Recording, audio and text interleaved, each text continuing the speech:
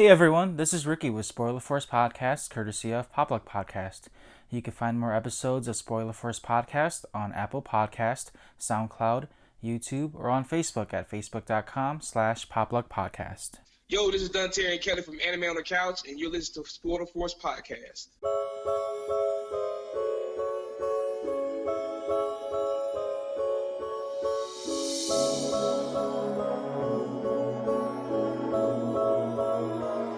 It's a LP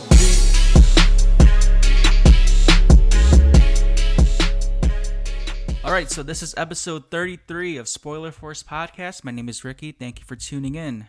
Today is another great day. I have another guest for this month as well. So let me just introduce my guest here. You may know him from his comedy sketches. He's also interviewed the likes of RDC World, King Vader, Caleb City, Long Beach Griffey. Let me introduce my guest here, Dontarian Kelly of Anime on the Couch. Thank you for doing the podcast with me, man. No problem, no problem. Nice to see you. How you doing? How long have you been doing your channel for, like with all your sketches and all your interviews too? I started the channel back in 2018. I haven't been doing it long. I started back in, I want to say, it might have been like August of 2018, so probably a year and a few months now. Not too long. And recently, you just got over 1,000 subscribers. I saw that on your YouTube channel. Oh yeah, we finally reached our goal of getting 1,000 subscribers. We did it. Yes, sir, we did. And I see the work grind, man. Like from just what's funny is like I saw your videos from DreamCon because actually next year I'm planning to go there too. And I was really? just Okay, cool. yeah. And I think your videos were the first ones that popped up for me. So I was just watching all your interviews and just seeing how the con was. That's like what I was looking for mostly, was just seeing how the convention was run, how it looked like, who was there. Your stuff was very informative, and I was surprised that the way how you did your interviews with like all the guests there, like they were just really open. Like I thought originally it was like set up like how how like a regular con was, like they had booths, seeing the wait in line and whatnot. But it seemed like everything was kind of just free flowing. Like you got to go up there and just got to talk to whoever you wanted to, and that looked pretty good. Yeah. It was pretty much freeform. I mean, they did have lines and stuff like that, but it was pretty much open. Literally when I first walked in the door, me and one of the members of my team, Q, we looked to the right, and I was like, "Yo, that's Long Beach Griffey." He was just standing right there. I mean, so yeah, it was pretty open, and everybody was pretty cool. And be honest with you, the interviews it wasn't something that was planned. It was something that we saw. Another content creator, I think it was Geek TV, and I think she was interviewing, I don't remember who it was. She was talking to Daquan, or she was talking to one of the content creators, and we came with the idea, was like, oh, why don't we do that? You know what I'm saying? So, totally honest with you, the interviews were just like a spur of the moment. We thought of it Saturday night, so Sunday morning, pretty much all we did from Sunday till it was almost time to go was just interviewed everybody they allowed us to, and everybody we asked to interview, they allowed us to interview them. So yeah, it was spur of the moment. It was fun. It was great. I enjoyed it. Now, did you get VIP tickets too, or did you get general admission? Oh, VIP tickets, VIP. Yeah, perfect. Yeah, I bought that too when they released the updates. I bought my tickets as soon as I could. Oh yeah, okay, cool. Yeah, do you plan to if you plan to go there next year or whenever you do, are you planning to bring, I guess, better equipment, that way you're ready for like better interviews too? Oh, of course. Like I said, this year was the spur of the moment. To be totally honest with you, the interviews that we did this year was not my favorite. They're not my favorite. It was spur of the moment. So, if we decide to go back next year or we decide to go anywhere else, we most definitely get, better equipment and be more well prepared, than last time. Because after looking at the videos and the interviews, they were fun, they were cool, they were lighthearted. But I felt that we could have been more prepared. But it was spurred. I don't give myself too much flack because it was spur of the moment, So yeah, next time we go, wherever we go, it doesn't really matter wherever we go. We're gonna be better equipped and ready to rock and roll next time. So yeah. And I see that you're also a big anime fan. For me, I'm not too big on anime. I do like watching it, and I do read some manga, but I feel like for me, I'm more like mainstream. Right. I've seen that some of the content you have and seen your videos, especially the ones with like how the group chats are and how diverse anime groups are, and especially like one of my favorite guess the characters that you portrayed was the person who loves Goku over everyone. Oh And yeah. yeah, and I definitely liked how you did that as well with your anime content. And just recently, you dropped a video where you found someone who liked anime and you did that short little video with the two characters singing with each other too. Oh yeah. I'll explain to you if you want, if you don't mind me, how that idea came about. If you don't mind me explaining. Oh, go ahead, man. Tell me. Well, basically, growing up, for pretty much where I'm from, being like into anime wasn't like the cool thing to do, especially me being black. Anime wasn't really something that was like cool, quote unquote, cool in like the African American community. It was if you were like a black kid watching anime, me when I was growing up, you was like that weird kid who liked those weird cartoons or whatever. You know what I'm saying? Now, anime is so mainstream. People like Meg Thee Stallion and Michael B. Jordan, Samuel L. Jackson. Like it's real mainstream now. Everybody, UFC champion Israel, it's real mainstream now, and everybody loves anime. But when I was growing up, it wasn't like the cool thing to do. It wasn't the cool thing to like. You know what I mean? So the idea came about literally from there, just from my experiences growing up or whatever, and how it feels when you find somebody that is into anime and stuff like that. It was like find a diamond in the rough. You know what I'm saying? You can instantly, connect with somebody who who you found that liked anime, especially from where I'm, like I said, from where I'm from, and being in the black community where I'm from. Because I'm from Arkansas, it wasn't really popping like it is now. Now it's really popping. So that's pretty much where the idea came from, whatever. Yeah. Yeah, and I really relate to that video because for me growing up, I was really into like Dragon Ball Z, but then I kind of just kept it to myself because I wasn't really like expressive with liking cartoons and comic books and whatnot. But then I do remember though, like especially in the black community, anyone really, if you talk about Dragon Ball Z, man, that's like their to-go thing. I remember growing up too in elementary school, like this one kid, I forgot his name, but like he liked Dragon Ball so much, like he was the only kid I knew that can do the fusion dance, and like he low key knew that I knew that too, but I would never do that with him because I was like so like shy and embarrassed about it. So I was like, yeah, I'm not gonna do that. Yeah. I mean, like what animes inspired you, man? Because I know that you have like a lot of animes that you do watch as well. So what ones really inspired you?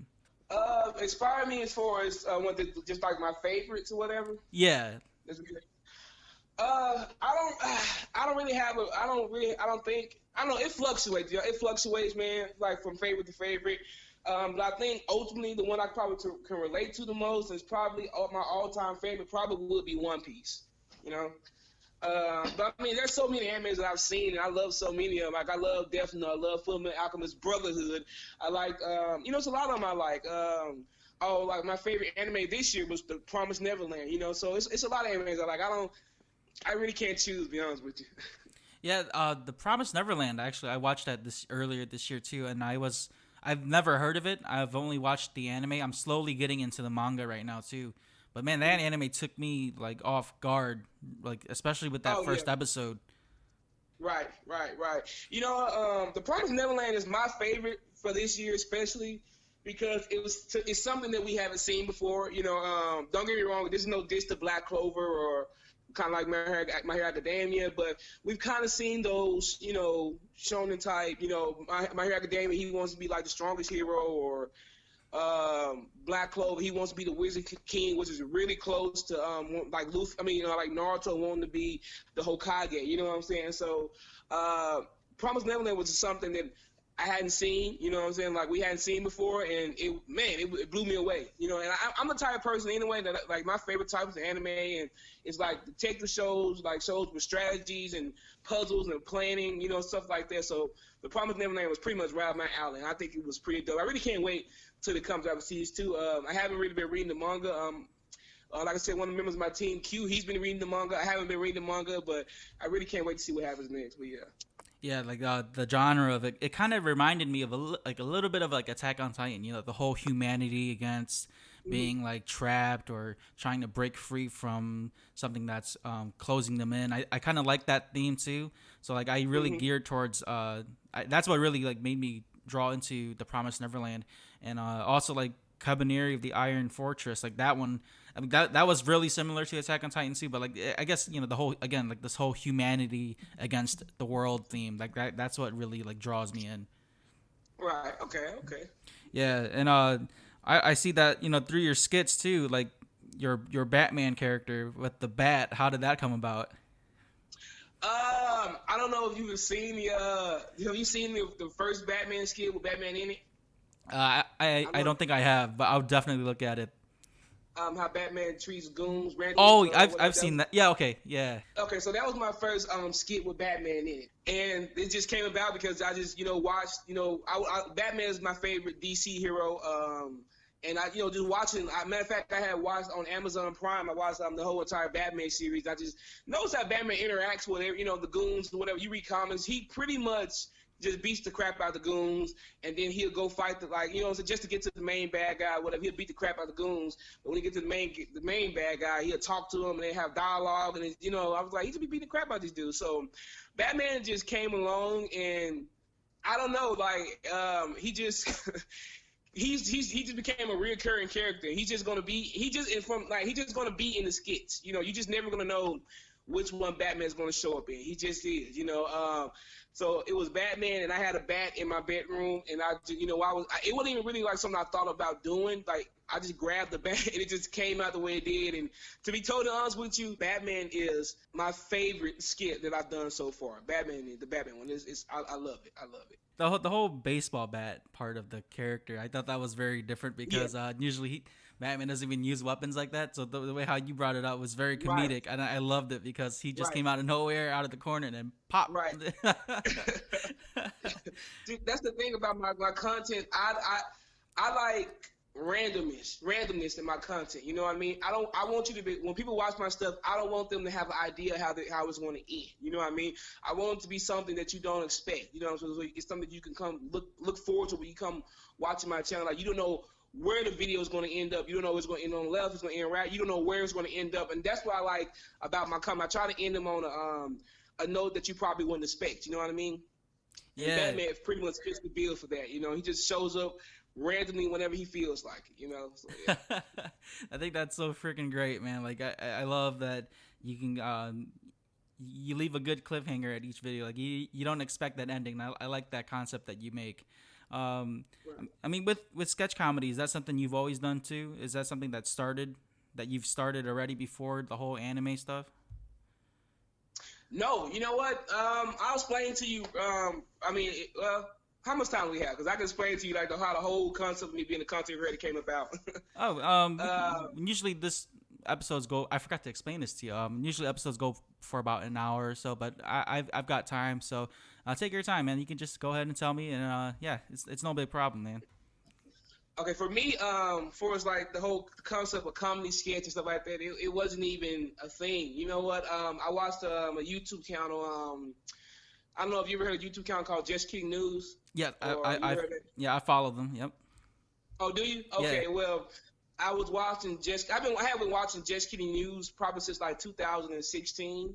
And I just kind of, I started watching that. I don't know how I found it. I think I might have been searching something, and one of their JK News articles came up, and I watched it. Then I watched another video, and eventually became a fan of Just Kidding News. And then I subscribed to Bart's channel, Bart and Gio's channel, then Joe's channel, and Tiff and Case and things like that. And after watching the channel for a while, because let me tell you honest with you, I didn't understand the concept of social media because I didn't really start getting on social media until a year after I graduated high school. I just never really did. I didn't have an Instagram page until 2018 in December, and just watching it, I started to kind of fall in love with the lifestyle. I was like, I love that these guys have created their own schedules. They create their own income. They create everything, and I saw they travel a lot, and all of them started on YouTube, and they got different businesses outside of YouTube. They have clothing lines, they have restaurants, and I just kind of fell in love with that lifestyle. So I was like, you know what? It made me want to be a content creator. That's how I pretty much started my YouTube channel.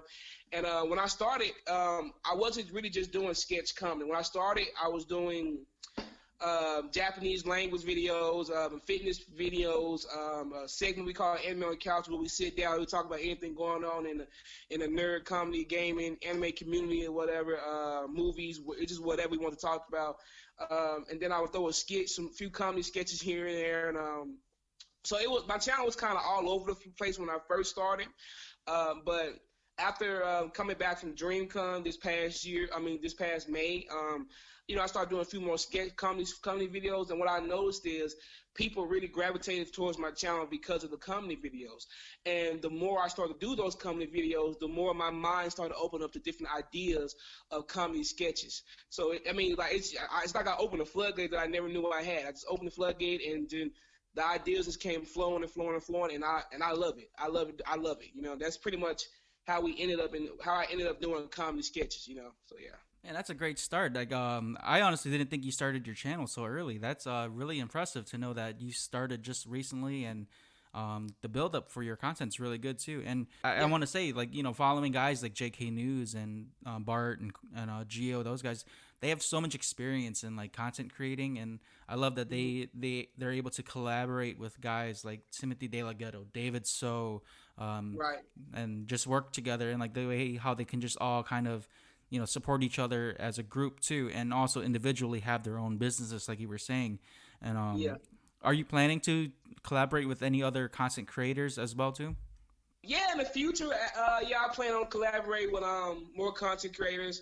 There have been quite a few people to hit me up and ask me to do some collab and stuff. And yeah, in the future, I plan on doing it. I just haven't did it right now because honestly, I don't have as much time to do it right now because we're so busy as it is already. Because we're going into the new year, and we're actually I told my team we're grinding. Year 2020 is year 2020 is the grind for Anime on the Couch. It's the year to grind. That's why I tell my team year 2020 is the year to grind for Anime on the Couch. We are really grinding right now. So most definitely I do want to collab. There's a lot of people I would like to collab with. I've created side projects that I want to work with other people on.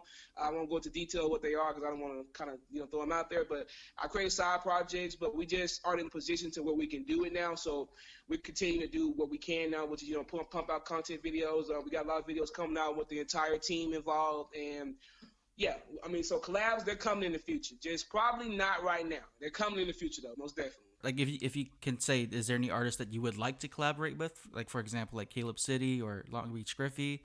You know what? I don't really necessarily have. Like I said, I got some people I would like to collab with that's way in the future, but like now, not really. Honestly, not really. But maybe Caleb City, and I would say Caleb City. The only reason I would say Caleb City is because like whenever like any of like my fans in the comment section, the people who follow me, who support us, when any of them they ask me to collab with somebody, it's always Caleb City. It's never anybody else. It's always Caleb City. I've not seen anybody else they wanted me to collab with other than Caleb City. So probably Caleb City if I had to choose somebody. Okay. Yeah, and I like his content a lot. And recently his crossover video with Long Beach Griffy was actually like hilarious, yeah. Man. I shared that video like more than once. Yeah. You know what? If I had to choose my favorite content creators out of all the ones from DreamCon, Caleb City and Long Beach Griffy would be my favorite content creators if I had to choose. I like Caleb City because the way he do his videos kind of reminds me of my videos. To be totally honest with you, I wasn't even a giant when I was at DreamCon this past May. I wasn't even a real big fan of everybody, like to the point where I watch their content every day. The only person there, the content that I consistently watched like all the time was Long Beach Griffiths. He was the only one's content that I consistently watched more than anybody else's, But after leaving DreamCon, maybe back, it might have been like at the end of October, beginning of November, I kind of started to dive because people would always say Caleb City's the GOAT, he's the GOAT, And I found myself just eventually just watching, like went down a rabbit hole to watching a bunch of Caleb City videos. Caleb City is the GOAT for real, and I like his content probably more than anybody else as far as Caleb City is one of those content creators, in my opinion, that you don't know what you're going to get by the end of the video. You don't know what to expect. Caleb City does so many different random things, and he's probably my favorite. Him and Griffey are my favorite. I like Griffey because I like Griffey's brashness. I like that Griffey doesn't care. He's going to say what he's going to say. He makes those jokes that could possibly offend people. He does what he wants. He says what he wants. And it's hilarious, So those two are probably my favorite out of everybody that I met at DreamCon this past May. That's awesome, man. It's cool to see those two doing a collab together. I like that. And speaking of Griffey too, like I do agree with you, like how he doesn't really have a filter. He just says what's on his mind, and he's really upfront about it. And especially like how in your video when you were interviewing him too, like how he was just very honest with how he was answering with and conversing with you. He was very honest. Right. Yeah, and here's the thing. I like that. I vibe with that. That's why that's why I watch JK News. I don't know if you know his podcast, but I watch the Breed in his podcast with Charlamagne the God and Andrew Schultz.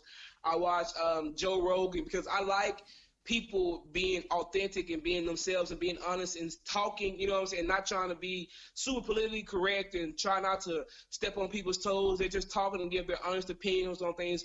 I love that and I gravitate towards that, you know. So, yeah, that's why I respect Griffin. I like Griffin content for that, yeah. So since you crossed out one of my questions for you, because I was going to ask you if you had like any future, if you could spill any ideas for me, but since you're gonna keep that on the low, that's okay. Yeah, so that kind of concern, man. I don't want to give them away because listen, we're not. Only reason a lot of ideas and concepts that I created haven't been done. It's just simply because we can't afford to do it right now. We're still in a position of growth and trying to grow, you know. So we're not in a position to where we can financially do those things, and so we're still working on it though, man. But I can't say anything because I don't want anybody to take the ideas or concepts I have, man. I'm sorry, I can't. All right, and that's completely understandable, man, because you want to make your ideas original and authentic as possible, man. And yes, I love originality, man. That's why you watch my videos. I try to be as original as I possibly can because I don't like doing the same thing somebody else has done, you know. So the closest thing that I think that I've gotten to use, doing this content similar to somebody else's. I guess the concept's a little different. Similar was the manga versus anime. I put that's a video that I did like a while ago, I think earlier part of 2019, and I put it out and not knowing that Long Beach Griffin had put a video out similar to that, and I was like, oh man, I didn't like that. And then another one was how the Goku Fanboys one. Apparently I put that video out because somebody else put a video out the same day, like similar. I was like, and I was stocking up on videos, and that video had already been done. I was like, oh man, see, I waited too late, and somebody else put a video out similar. So I was like, I'm gonna go ahead and put mine out. So I try to be as original as I possibly can, you know. But yeah. Yeah, it gets really competitive out there with, especially like trying to create new ideas and trying to make sure like no one else has done it. But it's a good thing you have a team though, like you said, man. Like, imagine doing this by yourself, man. Like it'd be even more difficult. But with your team, it looks like you guys are pushing out really good ideas, and it's great that you do have a team that's working with you, supporting with you, kind of like you guys all get to vibe with each other and share ideas, and you know that way you can create more content that way. You know what I love about my team? What I love about having a team is that every video that y'all have seen that Anime on Couch has put out, every last one of those videos were all my ideas. They were not. My team wasn't even involved in creating any of those ideas. All those ideas and concepts of videos that y'all seen thus far have just been from my brain. And I have 4 other team members, and we are all working together to create. We already got 30 other scripts and content that we're filming. I love it because, you know, there are different people, different perspectives, different observations. So everything that you've seen thus far from 2019 to 2018 since I started is all been my ideas. Now I got my team, and we're creating a bunch of new concepts and things that I would have never thought of because they have different perspectives. So I love it, and I can't wait for the new content that we have to come out because it's not just me, it's not just my ideas, not just from my observation, but it's from the observation of my team members as well. So I can't wait for that, actually. And how did you build up your team, if you don't mind me asking? Are they just like friends from high school, or is it people you grew up with? Family and friends and stuff like that. When I first started, the first member became a part of my team was Josh, which is my brother, my younger brother. He pretty much, I was like, he was gonna be in a few of my videos from the start. Josh was actually the first official member of the team. He came along. I started, like I said, August. Josh might have been in the video. I think Josh was actually in the videos pretty much almost immediately.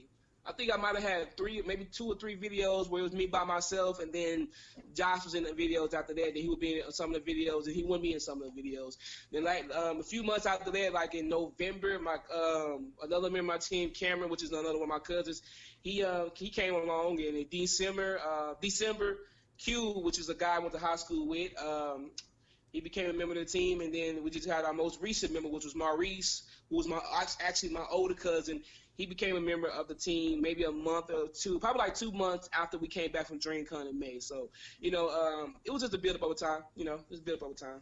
Having a team and having multiple brains on ideas and script writing and creating videos and content, it's honestly the best way to go, because like some of the best examples is like RDC World, like those guys with Mark and all his friends, like they're all inputting ideas together, making new videos, and whether they're like short little skits or a few minutes longer, like it's all coming from a group of people instead of just a single mind. Like I said, like it's great that you have a team right now, especially with the new year coming around, and that way you're able to push out as much content. Right. That's the goal. Yep, 10,000 subscribers by the end of the year, which we're going to make is the goal for Anime Couch, which is, in my opinion, we've always said it's kind of a small goal to me based off the content that we got coming and the consistency we're going to have next year. It's kind of a small goal, but that's what our goal is, to get to 10,000 subscribers. So, yeah, we're going to get there. We're working hard. The team works hard, so we're going to get there. Yeah, for sure. It's all about consistency, man. Like I hope that goes well for you too. Yeah, it's actually what Griffey. That's what advice. I don't know if we said it in the interview, but I don't remember. But Griff's advice Griffey gave. I asked Griffey. I actually think this wasn't an interview. I asked him, give him some advice. He got some advice. He was just saying be consistent, and I really agree with that, because I've seen the difference of me being consistent and then me having a video or putting one out and then not putting another one out till 2 weeks later. The difference is a big difference, because people kind of start to forget about you. You know what I mean? They start to kind of forget, especially you don't have a consistent flow of content that people could keep coming back to see. So, yeah, consistency, I believe, is a real big key. Because of your sketch comedy, do you plan to make the genres kind of more broad, or are you going to plan to stick more with the anime related themes? Most definitely more broader. That's where my team comes in at.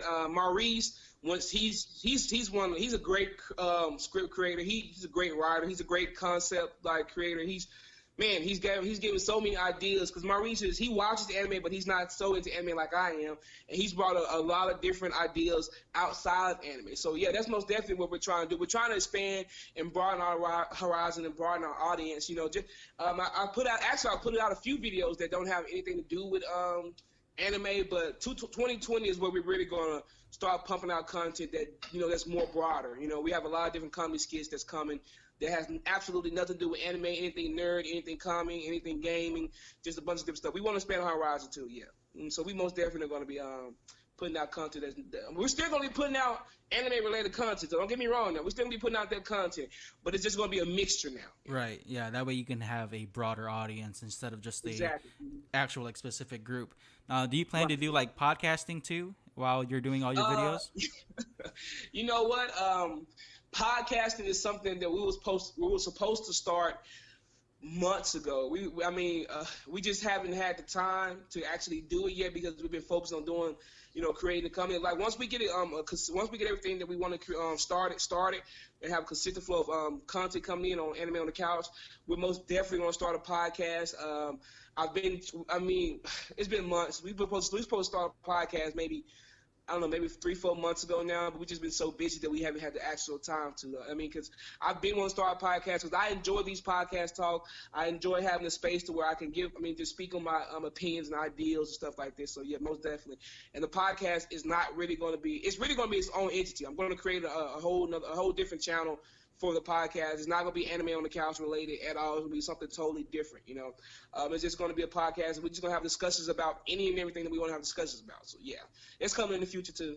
And I look forward to that, because, originally that's what I thought your channel was, kind of, just more, based on the title, Anime on the Couch, it seemed more like a discussion group. And then It was. Yeah. And then I think we have about 40 videos where we do. I don't know if you've ever been to the playlist section of my channel. If you go to the playlist section, there's a heading. The name of the heading is Anime on the Couch. And you click on any of those videos, we're literally sitting on the couch with microphones having discussions about whatever the topic of the video is. So it was kind of like that, but we transitioned to more into the comedy videos. Reason being, the comedy videos, we're getting more views. People were coming to the channel for the comedy videos, because one thing we realized is we didn't really have a voice in the anime community, being new, and we just coming out of nowhere, so we was one. I want to kind of build my fan base up a little as I go on, then create like a podcast of, that's just how the route that I want to take, Comedy sketches are making my channel grow faster. That's what the people want to see from me. That's why I enjoy putting it out. So all those other things I used to do, more than likely, some of them will be coming back in the future. But as of right now, we're just doing the comedy sketches. That's what we're really focusing on. Yeah, and it's a good thing you caught on to your niche. Like it's something that Right. it's hooked now. So I can definitely see why you're geared towards more the comedy sketches. Have you thought about like promoting more at like different conventions, or have you gone to different conventions as well? We're actually well, I don't know if I want to put this out yet, but yeah, we actually have a few different cons. I'm not really going to talk about it because we still have some things in the works. We might be doing a presentation at one, so we have a lot of different things in the works for 2020, like several different cons that we're going to be attending. But I'm not just going to not just yet. I'm not going to talk about it yet, but yeah, most definitely we have. We talked about it. We got a few different cons in the work for 2020. So yeah, most definitely. Do you plan to do like more traveling, or are you going to stay around like just where you live? I guess like in Arkansas, are you going to be around more local cons, or are you going to plan to travel outside? We got a few cons. We have a con. Well, I will say this, but more likely we will be going to Arkansas Anime Con next year. But we got a couple cons outside the states, outside of Arkansas that we will be attending next year. But we'll talk about that on my channel. I'll talk about that at a later date. Honestly, I feel like reaching out to cons that are out of state is honestly the best way to go at it. Because recently I went to Cincinnati Comic Con, and I was actually getting more feedback from actually going out of state than where I'm from, like in Michigan. UmaCon's a big convention in Detroit, Michigan. That's actually the biggest anime convention in Detroit. Oh really? Yeah, it's a nice area. I've been there once. I don't want to say too much about it because I've only been there the one time. But I've seen the growth of the anime community there. It's usually like in downtown Detroit, and I might consider going down there and promoting my podcast as well. But like I was saying, like it's always weird like that, like being around locally or hometown. Like you don't really see the change until you go out of town, and then you see all the different like support systems out of town, and like they're more into your content versus being at home. It's a weird dynamic. Right, and that's true. That's true. That's usually how it happens. Yeah, because I've gotten support. When I started my channel and I started being a content creator, I got way more support from people that I've never met before in person, out of states and stuff, than I did from people in my actual own city. It's true. It happens. It's kind of how it happens. I don't know. Maybe the people think they know you locally, so they don't. I don't know. Maybe they don't look at you in that light as somebody can be. I don't know. That's just how it is, though. So yeah. I totally understand where you're coming from. Yeah, I guess just how it is. Like I always found it as a very weird dynamic. But yeah, it really is. So I guess on the topic of anime as well, you mentioned earlier that you spoke Japanese, or you're teaching Japanese courses on your channel. Is that something that you're still like, I guess, learning, or still, I guess, trying to help teach people as well? No, I wasn't teaching Japanese courses. I use a Japanese book series. The name of the book series is from Japanese from Zero, created by George Trombley. If anybody out there just want to learn Japanese, it's a great book series. You can find his YouTube videos online. He goes through every lesson on YouTube. It's a lot of, it's a great way to learn Japanese. And I was just studying Japanese because I've always wanted to learn a different language. And Japanese is one of the languages that I want to learn. And I actually want to visit Japan, and if possible, buy some property in Japan, later on and stuff like that in the future. And I just enjoy learning the language. And what I would do is I would make little funny, videos about me having a dialogue with somebody, which would be myself again, me playing both characters. We have a dialogue and a small conversation based off the things that I've learned. I was doing it at the beginning of my channel. I only made like four videos, and I haven't really been studying lately because I haven't had as much time to study Japanese, because I've been so focused on being a content creator and doing YouTube, and I don't have as much time as I would love to have to do it. So that's one of the things that I want to pick back up as soon as I'm able to start doing YouTube full time. One of the things I want to be able to pick back up is my Japanese. I just enjoy it. I like learning. It's fun to me. It's fun, So yeah. Were you practicing like the calligraphy as well with like the writing and all that too? Hiragana. I know all the hiragana. I know pretty much all of. I don't. Well, I can't remember. I know katakana. I know hiragana. I most definitely know all the hiragana. I don't remember all the katakana. I know most of them, but I haven't studied in a while, so I haven't studied in a while, so I don't remember. I don't know if I would. I don't know. I have to test myself. I know a few kanji symbols, but I pretty much am 2/3 of the way up there. On the way there, knowing all of it. Yes, so I can write them out, stuff like that. Yeah. Great sentences with them and stuff like that. Yeah. That's really impressive. If anything, I only know like a little bit of kanji just based off like games and stuff, and just like very basic words that you hear over and over from like the subbed animes and stuff. But I've never, for me at least, I've never taken it to that point where I wanted to learn Japanese. But it's definitely a language that's great to learn, because a lot of the stuff, I guess, in the States as well, is like a lot of it's like Japanese, like all of our gaming systems and especially the shows that we watch and manga. So it's great. Kind of annoying though. I'm not even gonna lie to you. It's kind of annoying that the Japanese have 3 different. We just have A, B, C, D. All the way to Z. They have literally 3 different writing styles. You got hiragana, which is like their ABC. Katakana is what they use for foreign words, and then you have kanji, which is a collection. I mean, a collection of like hiragana or whatever. It's I don't know. To me, it seems kind of unnecessary, but it made it a little bit harder. But I mean, I don't know. That's the only thing I do not like about learning Japanese. That's about it. It's fun though. It's fun though, and I do enjoy learning it. I do enjoy learning it. But I had to put it down because I told myself one day when I was having a discussion with myself, I was like, because I would practice Japanese for like 4 or 5 hours every day. And I was like, I could be using this free time to, create stuff for my channel and try to build my channel up. So I had to put my books down and pursue this YouTube thing. So yeah, I'm going to pick it back up. I'm most definitely going to pick it back up though. So what I want to do here next is just kind of go through some, I guess you could say, basic anime questions, because you are into anime and also doing anime type content.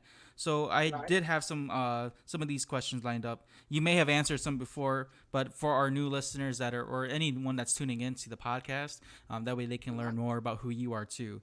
Okay. So I guess if you could choose your powers from any anime series, what would it be? That is tough. I have no idea. Man, it would be nice if you narrowed it down a little bit. Okay. I guess since you like One Piece, right? So what would your, I guess what kind of ability would you want to take in if you were in that world of One Piece? I do like Kizaru's ability, that the glint fruit. I do like his ability. But I also like Zoro's ability. It's not like an actual power. Well, I mean, I like Zoro's abilities. That's a tough question, man. I don't know. Dang. I don't know. Zoro's my favorite One Piece character, so I just say Zoro's all his abilities. I just say that. Okay. I actually do like actual sword play. That's something I plan on learning in the future. But yeah, go ahead. Okay. Now, if you were recommending any anime to someone, what would you recommend besides One Piece? It depends on the person. It depends on what they're looking for. So, I mean, if it's somebody who likes detective shows, then I would recommend Be the Beginning, or I would recommend Hero Mask. If somebody who just likes those OG style animations and animations with, I guess, a little deeper meaning, I would recommend something like Samurai Champloo or Cowboy Bebop. So it really just depends on the person. But for 2019, I most definitely would recommend The Promised Neverland. So it really depends on the person. I mean, I like all styles of anime, so it depends on the person. If I have to figure out, I have to know what they like, Okay. And then my last question for you is here.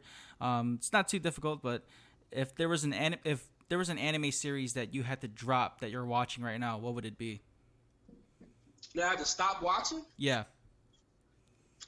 That I'm watching right now? Or have watched, like, just pretty much whatever anime you've seen. If you had to drop one of them, or like never read it or watch it again, what would it be? Let me see. The first thing that keeps popping in my mind is Black Clover. It's the first thing. It's the first thing that keeps popping to my mind. Probably. I can't think of anything else on the spot because the only thing that keeps popping in my mind is Black Clover. So probably Black Clover. Dude.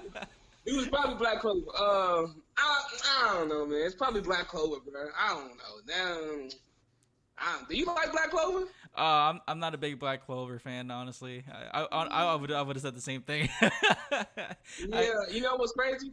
My one of the members of my team, my brother Joshua, he's the guy with the. If you watch his videos, he has the longest dreads in the group. He loves Black Clover. He works with Black Clover.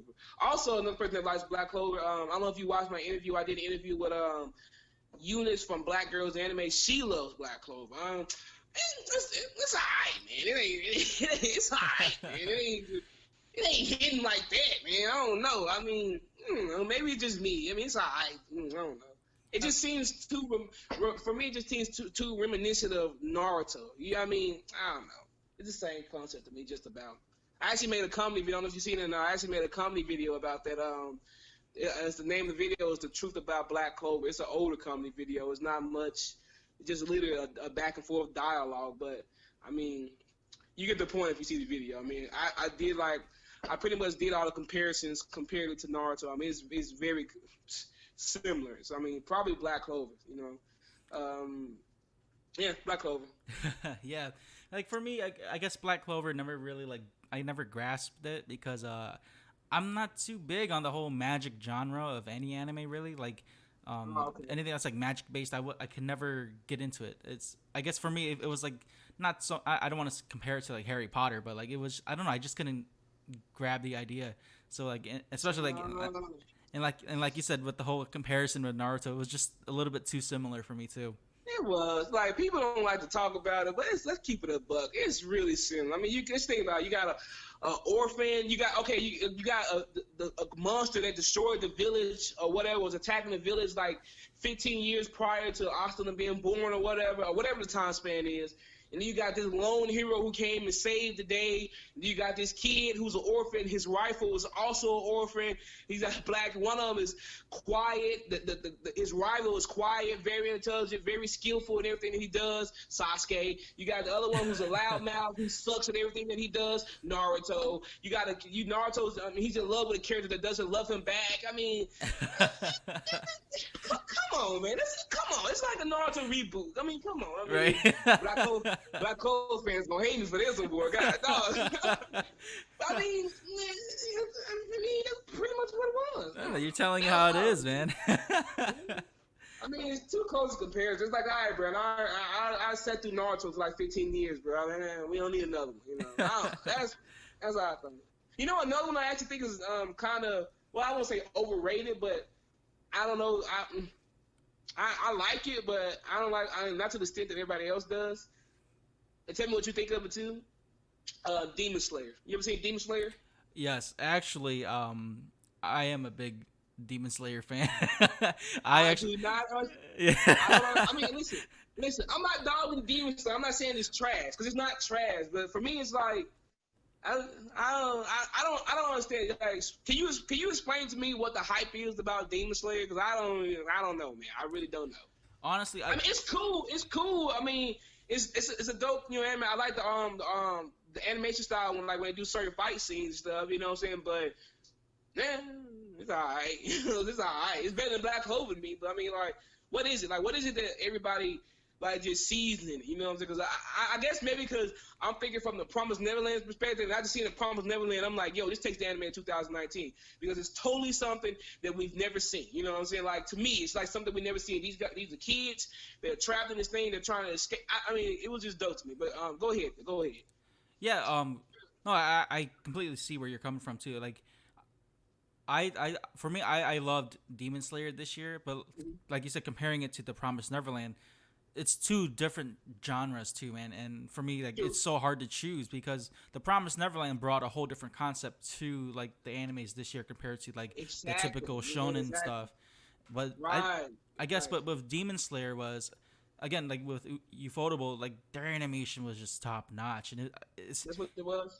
Yeah, I think that's what it was because like if you read the Demon Slayer mangas, they're really like derpy looking, but then you watch the anime, it's completely like different. I guess a lot of it is just, I guess it's the color schemes, the way how Tanjiro uses his breathing techniques and the water animation and stuff like that. But like overall story, it's it is like you can like if I'm looking at as it like not like a super fan of it, then I can see why people like don't really like it either, because it's got that shonen script already. Like he's the protagonist who's trying to save whoever it is, which is Nezuko, and he's just trying to defeat the main antagonist. Right. And He's stronger. Yeah. Promised Neverland is something totally different. Yeah. I mean, it's totally different. I mean, you don't, they can't really rely on like power and strength. I mean, so far what we've seen, you know what I mean? Because you got these entities that are just way stronger than them, so they have to rely on their intelligence and their cunning and their ability to strategize. And that's maybe because I'm a big fan of that, like I said earlier. But like to me, that's dope. You know, so you can't just punch your way out of the situation in Promised Neverland. You know exactly. what I mean? Like I think with Promised Neverland, it's kind of got like that Death Note feel to it, where it's strategic. Yeah.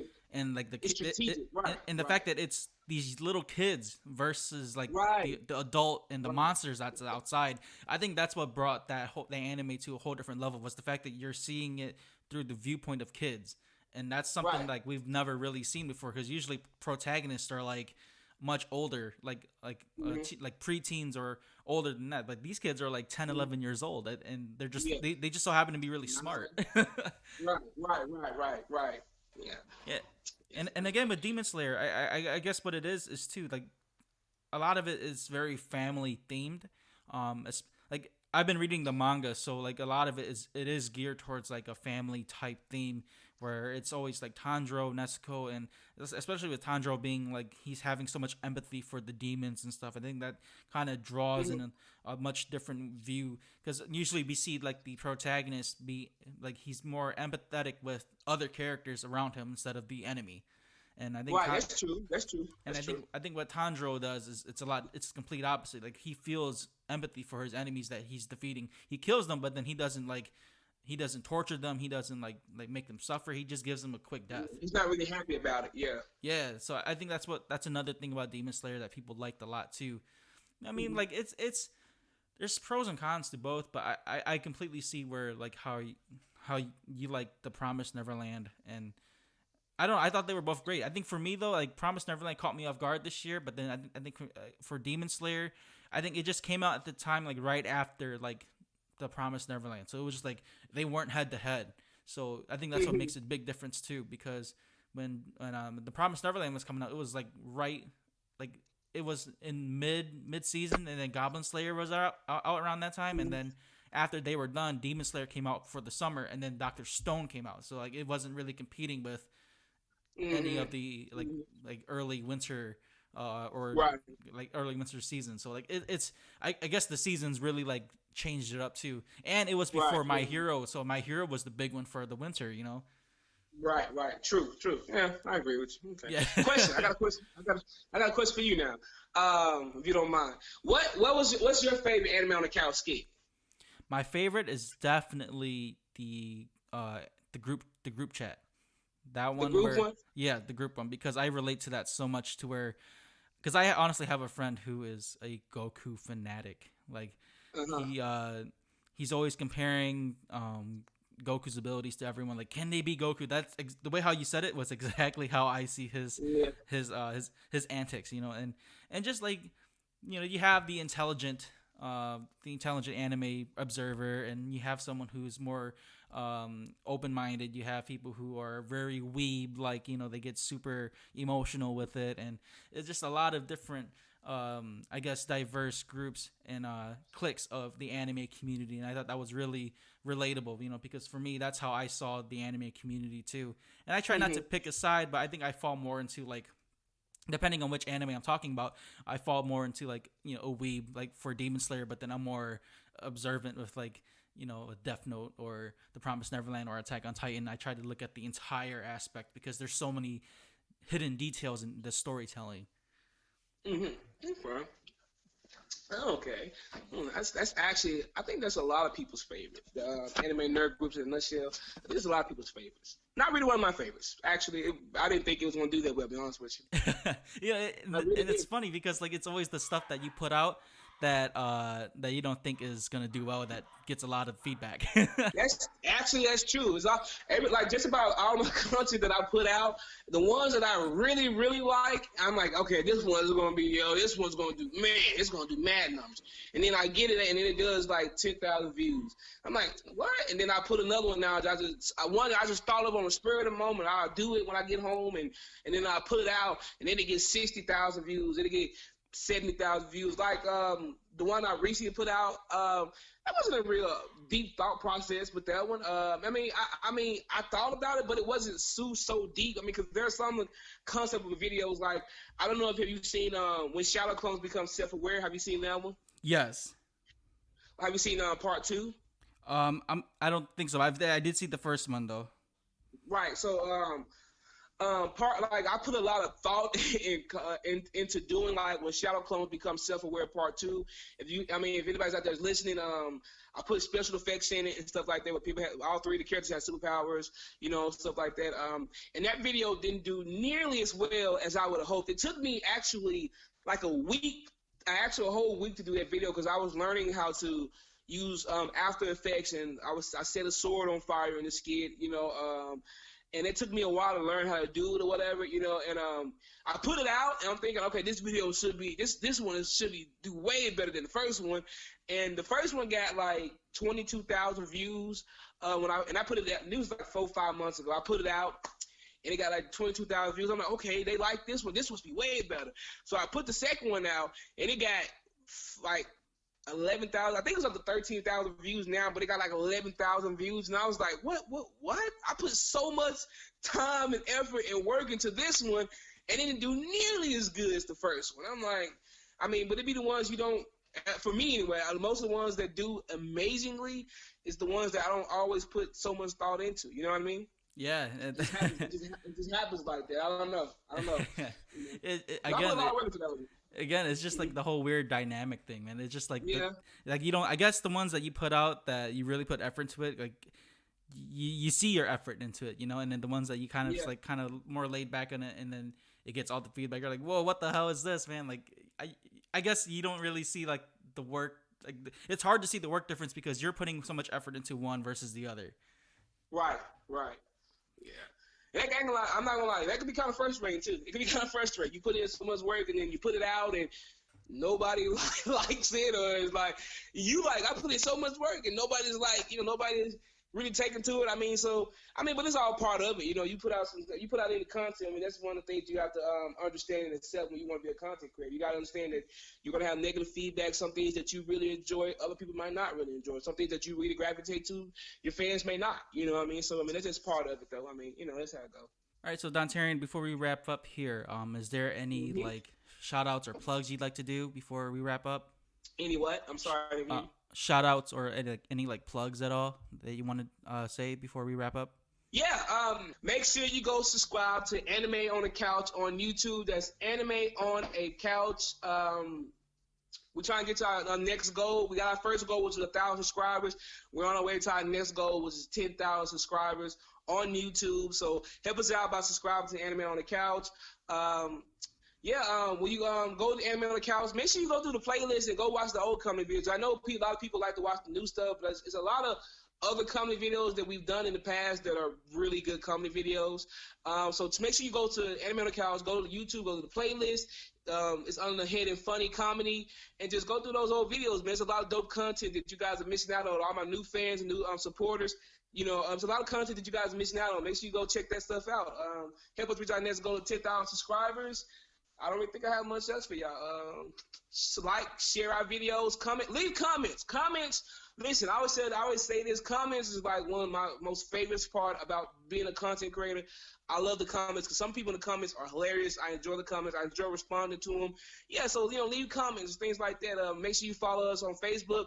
The name on the Facebook public page is Dontarian Kelly. The reason is because Facebook, when I first started, it wasn't Anime on the Couch. It was just my name, and Facebook won't allow me to change my public name. So on Facebook, it's not Anime on the Couch. You can still type in Anime on the Couch and the page will pull up, but it's under Dontarian Kelly. So make sure you give us a subscribe on there. A follow on there as well. I think that's all. Oh, make sure you follow BJ the Great on YouTube. It's another person I'm actually It's a guy that I'm working with.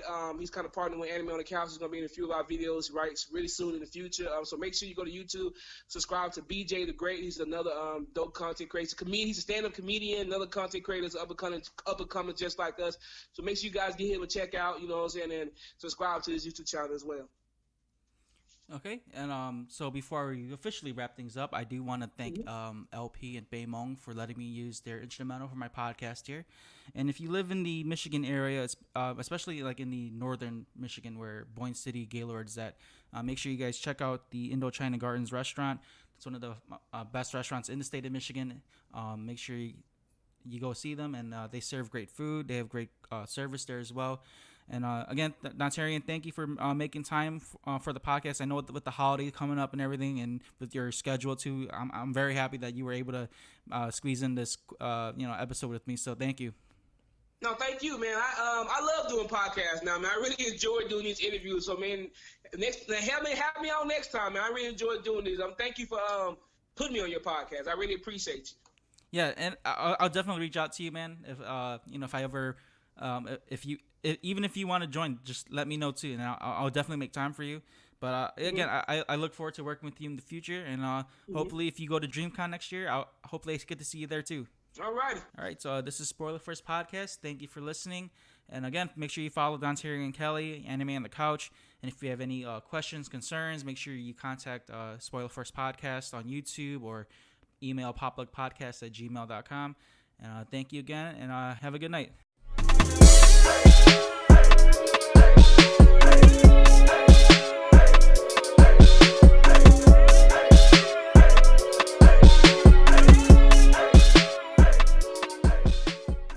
If you enjoyed this episode, follow my Instagram at RickyVang92, RICKYVANG92, and follow Popluck Podcast on Facebook.com/PopluckPodcast.